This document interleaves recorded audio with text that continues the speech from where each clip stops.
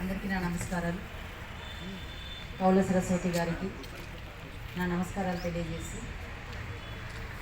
నేను ఆల్రెడీ ఈ ఇష్యూకి సంబంధించి నాకు ఫీల్డ్ ఆఫీసర్స్, మా గ్రీన్ ఫార్మాలో ఉన్నటువంటి ఇన్స్పెక్టర్ గారు, ఏసీపీ ఇబ్రహీంపట్నం, ఇంతకుముందు ఉన్నటువంటి ఇన్స్పెక్టర్ నేను కొత్తగా వచ్చారు. సో వీళ్ళ దగ్గర నుంచి నాకు ఫీల్డ్ లెవెల్లో మీకున్నటువంటి గ్రివెన్స్ ఏంటి, మీకున్నటువంటి యాక్చువల్గా రిప్రజెంటేషన్ ఏంటి, ఇది ఎక్కడి నుంచి స్టార్ట్ అయింది, మీ యొక్క ప్లీ ఏంటి అనే విషయాన్ని ఎప్పటికప్పుడు నాకు తెలియజేస్తూ వచ్చారు. సో ప్రతిసారి ఈ విషయంలో నేను చాలా జాగ్రత్తగా మా ఆఫీసర్స్ నాకు తెలియజేస్తున్నటువంటి విషయాల్ని నేను చాలా క్షుణ్ణంగా, చాలా మైక్రో లెవెల్లో వాటిని వింటూ దానికి సంబంధించి పోలీస్ యంత్రాంగం సైడ్ నుంచి మనం ఏం చేయాలి అని చెప్పేసి మా CP Sudheer Babu sir, Rachakonda commissioner police గారి యొక్క ఆదేశాల మేరకు వారితో చర్చించి పోలీస్ సైడ్ నుంచి మేము ఏ రకంగా మీకు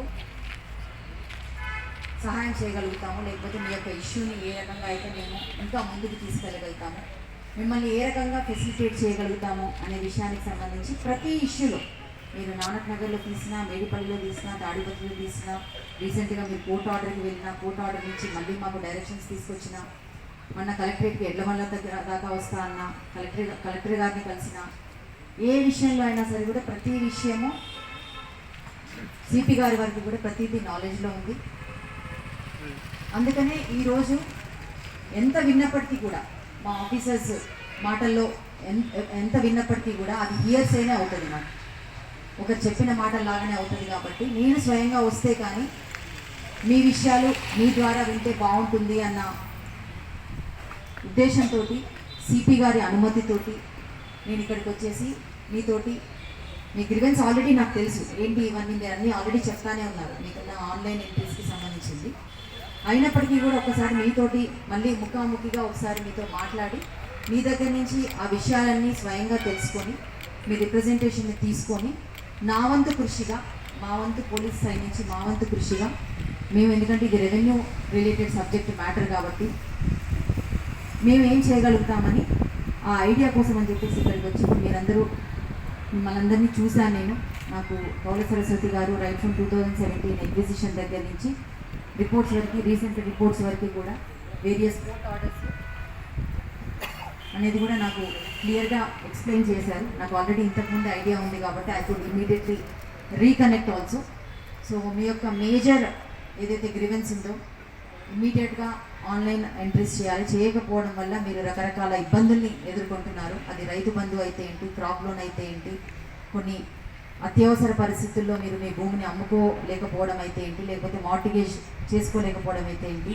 మేజర్గా అందరూ ఇక్కడ ఆ భూమి మీద వ్యవసాయ కార్యక్రమాల్లో పాల్గొన్నటువంటి వాళ్ళు కాబట్టి, భూమిని నమ్ముకున్నటువంటి వాళ్ళు కాబట్టి మీకు ఇది గ్రివెన్స్ ఉందని చెప్పేసి మీ మాటలు, మీ యొక్క గ్రివెన్స్ని ఆవిడ నాకు ఎక్స్ప్లెయిన్ చేయడం, అది నేను తెలుసుకొని నా వంతు కృషిగా నేను మళ్ళీ దీన్ని కలెక్టర్ గారితో, సిపి సార్ అనుమతితోటి మళ్ళీ కలెక్టర్ గారితో మళ్ళీ ఒకసారి డిస్కషన్ చేసి ఏ రకంగా దీన్ని మనం స్పెసిఫై చేయగలుగుతాము అనే ఒక ఉద్దేశంతో నేను తప్పకుండా నా ప్రయత్నాన్ని నేను చేస్తానని చెప్పేసి నేను మీకు హామీ ఇస్తున్నాను. సో మీరు మీ గ్రివెన్సెస్ని తెలుపుకోవడానికి శాంతియుతంగా మీరు చేస్తున్నారు, నాకు తెలుసు.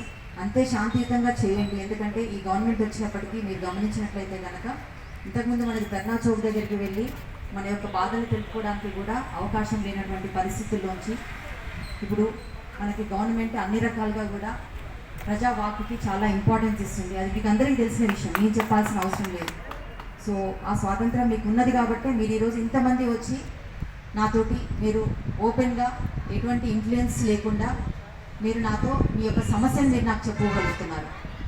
సో ఆ గవర్నమెంట్ మీద నమ్మకం ఉంచి మీరు ఉండండి. నేను వచ్చాను దానికి. సో నేను ఏం చేయగలుగుతానో నా వంతు కృషిగా నేను చేస్తాను.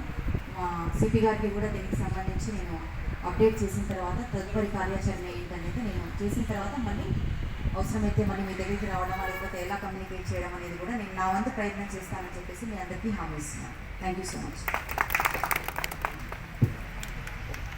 Thank you madam. ఇంతకుముందు మేడం గారు చెప్పినట్లు ఈ సమస్యను ఎందుకు మామూలుగా మీరు అక్కడ వచ్చినప్పుడు ఒక మాట అన్నారు, పోలీసులందరూ కూడా ఎక్కువ మందిని పెట్టారు అని అని. పోలీసులు పెట్టిన ఉద్దేశం, మేడం అక్కడ పంపించిన ఉద్దేశం అది కాదు. రైతులతో మేడం ఒక్క లాఠీ కనపడకూడదు, ఒక్కరు కూడా గట్టిగా మాట్లాడకూడదు అని విషయాలు క్లియర్గా మాతో చెప్పిన తర్వాతనే మేము అక్కడికి రావడం జరిగింది. నేను సరస్వతి గారికి కూడా ఈ విషయం తెలియజేశా. అయితే దీంట్లో కొన్ని విషయాలు మీరు గుర్తుపెట్టుకోవాలి. రైతుల్లో మధ్యలో ఎవరైనా మిమ్మల్ని రెచ్చగొట్టి ఏదైనా చేయరాని కార్యక్రమాలు, ఇల్లీగల్ పనులు చేసే వాళ్ళకి మనం దూరంగా ఉండాలి. మీరందరూ ఒక మంచి పోరాటం, ఒక దిశలో పోరాడుతున్నారు. అదేవిధంగా కొనసాగాలి తప్ప దీన్ని ఇల్లీగల్ పనులు తీసుకెళ్ళి చేయకూడదనే ఉద్దేశంతో పోలీసులు ఉంచాలి తప్ప వాళ్ళని కంట్రోల్ చేయడానికే కానీ సాధారణమైన రైతుల కోసమో కాదని క్లియర్గా చెప్తున్నా.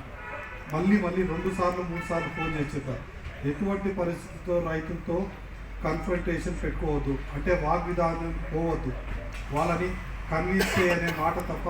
మేడం 3 సార్లు మాట్లాడినా ఆ విధంగా చెప్పారు. కాబట్టి మేడం గారికి ఈరోజు పూర్తి ఈ విషయం మీద పూర్తి అవగాహన ఇంకా పెరిగింది, ఇంత ముందు ఉన్న దానికంటే ఇంకా పెరిగింది.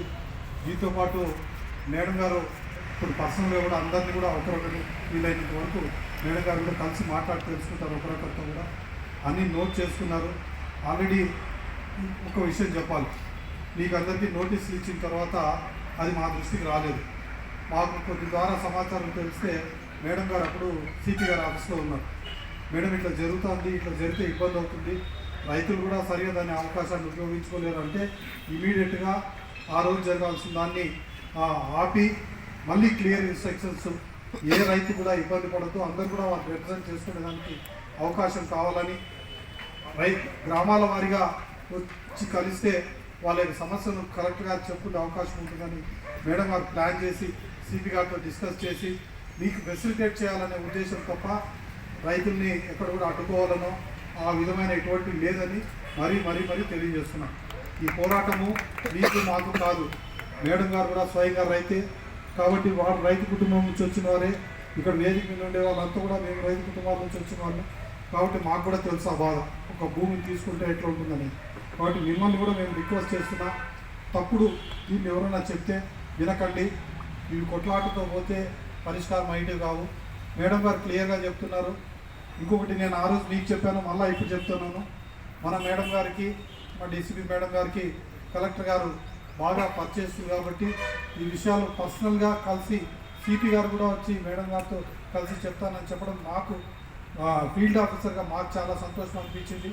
ఎందుకంటే మీ సమస్యలు ఆ రెవెన్యూ వాళ్ళు చేసే ప్రయత్నంతో పాటు మేము కూడా ప్రయత్నం చేస్తే కొద్దిగా వెసులుబాటు మీకు అందరికీ కలుగుతుందని, ఒక మార్గం ఎక్కడో ఒక చోట పరిష్కారం దొరుకుతుందని ఆశిస్తూ ఇంత సమయం ఇచ్చిన మేడం గారికి, ఎన్నో పనులు ఉన్నప్పటికీ, ఎన్నో కార్యక్రమాలు ఉన్నప్పటికీ మేము ఆహ్వానించగానే ఈ కార్యక్రమానికి ఒప్పుకొని, ఆ రోజు నేను మేడం అడగలేదు, నేను మీకు మాట ఇచ్చిన తర్వాత మేడం ఇట్లా చెప్పేశాను, మీరు తప్పకుండా రావాలంటే మేడం గారు కూడా సిపి గారిని కన్విన్స్ చేసి ఈరోజు రావడం జరిగింది.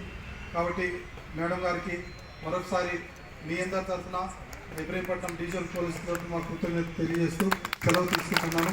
మేడం గారు కొద్దిసేపు మళ్ళీ లోపల మాట్లాడతారు, పిలిచినప్పుడు దయచేసి ఎవరు